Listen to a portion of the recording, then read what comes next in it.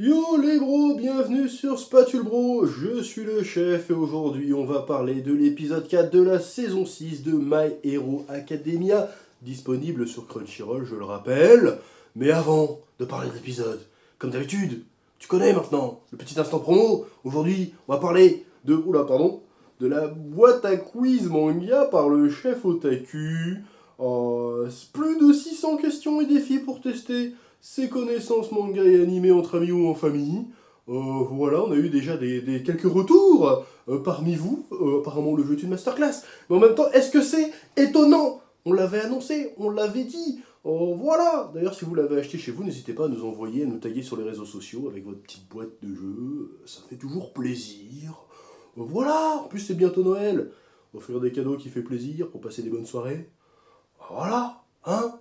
Générique. Oui. Tu vois ce que je veux dire? Je veux dire, c'est débile. Calmos, les amis. Ah, j'aime bien ça. Ça, c'est bon. C'est la manière la plus stylée de voler. C'est pas la Superman avec les bras devant, on s'en bat les couilles de ça. Tu fais oh.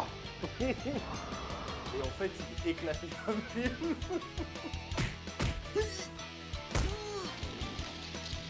Je sais pas ce qui m'a pris là. Là, j'ai craqué. Alors, qu'en est-il de cet épisode 4 de la saison 6 de My Hero Academia? Eh bien, enfin, c'était un très bon épisode, mais j'ai un petit problème. Alors, c'est peut-être qu'une impression de ma part. J'ai l'impression que le rythme est très très soutenu. J'ai l'impression qu'on passe très très vite sur les scènes. Ils ont l'air pressés de terminer. C'est un petit peu dommage. Je pense qu'il y a des passages qui auraient mérité un peu plus d'emphase, un peu plus d'application, de prendre un peu plus le temps de faire monter la sauce. C'est un peu le même reproche que je ferais à l'épisode d'avant avec la mort de Twice, qui est passé un peu comme ça, alors que il y aurait eu moyen d'en faire un peu plus. Hein, voilà. Bon, l'épisode commence en quelque sorte. Bon, d'abord, on a un petit flashback de... J'ai oublié son nom, Corbeau, là, encore une fois, là. Je vais l'appeler le Corbeau, le Piaf à bec, qui... un petit flashback sur Hawk. Alors, en général, quand t'as des flashbacks comme ça, tu te dis, oula, est-ce que le personnage va crever? Je ne sais pas. En vrai, je sais pas. Franchement, c'est vraiment pas un spoil, j'ai oublié s'il crevait ou pas, ce personnage. Tu vois, ouais, petite origin story, vite fait. Et il fait genre, ah ouais, vous êtes vraiment balèze, votre pouvoir il est cool avec vos plumes et tout, vous pouvez espionner, vous pouvez localiser les gens, vous pouvez trancher, vous pouvez protéger les gens, tout ça. Putain, c'est pas étonnant, vous êtes un des meilleurs héros. Mais dis donc, c'est quoi votre faiblesse? Il fait, bah, le feu ça m'emmerde parce que mes plumes elles crament, et puis après je peux rien faire. Et comme par hasard, il se retrouve face à Crématorium. Et donc, on a une petite confrontation entre les deux, et là c'est plutôt intéressant parce que là Crématorium révèle un peu plus ses ambitions. Déjà il dit très clairement que de toute façon moi le projet de Shigaraki je m'en bats les couilles, si j'ai bien compris. Moi ce qui m'intéresse c'est d'exposer à la face du monde l'hypocrisie du monde des héros, et que la plupart d'entre vous n'êtes pas des vrais héros, vous êtes que des merdes, et que moi je perpétue le combat, la mission que s'était donné Stein. Je rappelle Stein qui était un grand méchant de la saison 1 ou de la saison 2, je sais plus, qui était un peu le chasseur de héros, qui estimait que la plupart des héros n'étaient pas suffisamment vertueux pour prétendre au statut de héros, et donc les punissait en essayant de les éliminer, et considérait que seul All Might était digne d'être appelé héros. Donc on est dans cette même logique avec Crématorium, que je trouve plutôt intéressant. D'ailleurs il dit... regarde la gueule de haut qui fait genre, ah ouais, bah dis donc, le héros qui vient d'abattre froidement un vilain, c'est pas très héroïque, ça prouve bien que vous êtes un petit peu hypocrite. Mais là, on est un peu face à un paradoxe, c'est-à-dire que le mec, il veut montrer que les héros sont pas vraiment des héros, mais en même temps, il les met dans des positions tellement difficiles que les mecs sont au pied du mur et ont pas trop le choix de dévier un peu du code de conduite pour s'en sortir et pour faire triompher le bien, entre guillemets. Parce que si Hawk n'avait pas refroidi Twice, c'était la merde en fait. Donc il n'avait pas tellement le choix. Donc quelque part, oui, certes, c'est pas très héroïque de buter un gars dans le dos, ou même de buter un gars tout court, mais de buter en plus dans le dos, après l'avoir trompé, après avoir fait croire que t'étais son pote. Pour le coup, c'est pas très héroïque, mais en même temps, s'il avait pas fait ça, c'était la merde. Donc je trouve ça intéressant de tous ces dilemmes moraux qui montre que la frontière, la nuance entre le bien et le mal, ce qui est juste et injuste, est toujours assez floue, assez brouillonne. Voilà. Et leur interaction... D'ailleurs, il y a des trucs intéressants aussi. Il dit, ouais, de toute façon... Yao qui fait, ouais, de toute façon, t'as pas l'air très touché par la mort de ton pote. Et il fait, non, mais ça, c'est parce que tu crois que j'allais chialer, mais mes glandes lacrymales ont cramé, donc je suis incapable de chialer. Mais tu peux être sûr que je suis super triste et en colère de ce que tu viens de faire, en fait. Et après, il enchaîne sur, de toute façon, vous n'êtes pas des vrais héros, vous êtes des hypocrites. Moi, la société des super-vilains, je m'en bats les couilles. Je veux juste que les super-héros, que le monde voit les héros tels qu'ils sont réellement, c'est-à-dire des grosses merdes et des hypocrites, plus ou moins. Et là, Hawk fait, mais qui es-tu? Et là, ils font le coup habituel. Du genre, tout d'un coup, il n'y a plus de son. Le mec dit qui il est. Hawk, il est sur le cul en mode, oh. Genre, il aurait eu les mains libres, il aurait fait miniature YouTube, genre, incroyable. Bon, moi, évidemment, comme je sais, j'ai lu cette partie du manga, donc je sais quelle est la révélation par rapport à Crématorium. J'ai envie de te dire, je vais rien spoiler du tout. Mais nous ne sommes pas prêts, j'ai envie de te dire, les animaux n'y sont pas prêts, mais en même temps c'était un peu obvious, donc on en parlera dans quelques épisodes. Mais voilà, donc ce passage était plutôt sympa, mais je trouve qu'il est passé super vite. C'est dommage, j'ai pas ressenti la tension, la pression montée. Comme dans le manga, cette séquence-là, t'es là, t'es accroché à la page, t'es là, oh putain. Mais bon, encore une fois, c'est un autre média, c'est pas évident de réussir une adaptation, de coller à ce point. Oui. Parallèlement à ça, on suit un peu le reste des troupes, hein, de voir comment la bataille, l'opération, parce que c'est une bataille, mais c'est surtout une opération, évolue un peu partout. Bon, on voit pas trop les élèves de première pour le moment, parce que forcément, ils sont pas contre la bataille. Tu vois le gros là qui renvoie les élèves de première année sur la ligne arrière, parce qu'ils ont dit, bon c'est bon, vous avez fait le boulot qu'on vous avait demandé, maintenant vu que le secteur, le champ d'action se réduit, vous risquez plus d'être des handicaps qu'autre chose, donc on vous renvoie à l'arrière, et parce que les vraies choses sérieuses commencent à commencer. Ouais, la phrase est bien pourrie. Commence à commencer, je viens de l'inventer. Les choses sérieuses vont pas tarder à commencer, donc les élèves, les novices, on les met à l'abri à l'arrière, parce que là, ça va péter, ça va chauffer.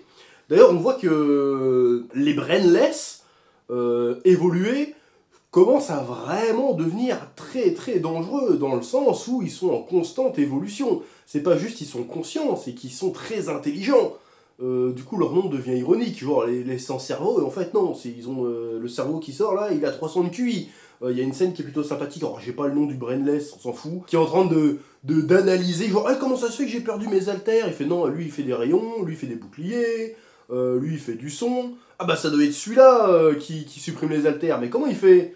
Il cache ses yeux, il doit se servir de ses yeux, du coup ils deviennent super intelligents. C'est plutôt intéressant de les voir évoluer comme ça, tu sens vraiment une montée en pression, le danger évoluer. Et évidemment, avec tout ça, même avant de passer, j'allais passer à Mirko tout de suite, mais même sans parler de Mirko, tu sens bien que Eraserhead a un pouvoir, c'est un peu la clé de voûte de leur stratégie, parce que sinon ils sont dans la merde s'il n'y a pas Eraserhead en fait. Parce que les mecs sont immortels, enfin les brainless sont moitié immortels, ils se régénèrent tout le temps, ils ont des pouvoirs de bâtard, une solidité à toute épreuve. S'ils n'ont pas Eraserhead dans l'équipe, le match prend une autre tournure, très clairement. Ce qui m'amène à Mirko, qui a quand même réussi à se dépatouiller toute seule au milieu des brainless évolués, qui est un peu la goat pour le moment, parce que franchement, elle est full esprit shonen, full esprit badass, genre, j'en ai rien à foutre de mourir, moi je m'éclate à faire la bagarre, j'utilise mes pouvoirs de lapin au maximum, je m'amuse, quitte à mourir, je veux bien mourir, mais je vais quand même accomplir mon objectif avant, puis tu vois, elle se fait défoncer. Elle a tous les bras et les jambes dans le sac, elle se fait trouer de partout, elle a la moitié des boyaux à l'air, elle est quand même toujours en train d'essayer de taper pour arrêter le réveil de Shigaraki. Non, la scène était cool. La scène était cool, mais encore une fois, j'ai trouvé que ça passait un peu trop vite. Je pense qu'il y avait moyen, parce que dans les premières saisons de My Hero Academia, ils arrivaient à faire monter la sauce vraiment. Il y en a qui critiquaient que c'était un peu trop lent. Je crois que la première saison de My Hero Academia, c'est les 2 premiers tomes, genre un truc comme ça.